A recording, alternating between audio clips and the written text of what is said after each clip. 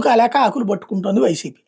Liquor కుంభకోణం గురించి వీళ్ళ మీద విమర్శలు బిగిన్ చేసినప్పటి నుంచినే బెల్ట్ షాపుల గురించి ధర్నాలు చేయాలా, పర్మిట్ రూముల గురించి ధర్నా చేయాలా, రోడ్డు ఎక్కితే ఇదిగో ఏందా మీరు అందరు చేస్తుందని అప్పుడు ఇట్లా అన్నారనుకోండి, ఇదిగో మా మీద కుంభకోణం అంటున్నారు అసలు మీరు చేస్తుంది ఏంటని అడగచ్చు. అదంతా చేయలే. అవన్నీ ఓ పక్కన జరిగిపోతూనే ఉన్నాయి. మొన్న అనుకుంటా స్టేట్మెంట్ ఇచ్చారు జగన్మోహన్ రెడ్డి. జగన్మోహన్ రెడ్డి మాట్లాడేదా కిందోళ్ళు ఎవరు ఏ స్పందించేది ఉండదు.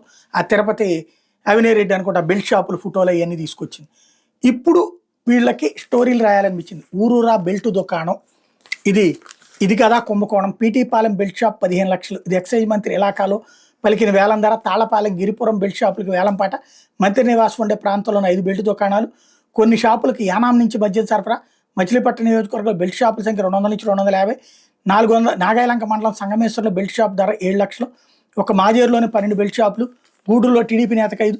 క్వార్టర్ బాటిల్ మీద 30 నుంచి 50 రూపాయలు అదనంగా బాతుతున్నారంటూ ఒక పెద్ద కథనాన్ని ప్రొజెక్ట్ చేసుకొచ్చింది. దానికి సంబంధించినటువంటి ఫోటోల్ని ఇవన్నిటిని కూడా పెట్టుకొచ్చింది. మొన్న తిరుపతిలో అభినయ్ రెడ్డి పెట్టిన వాటిని ఏమైనా ఆపారా?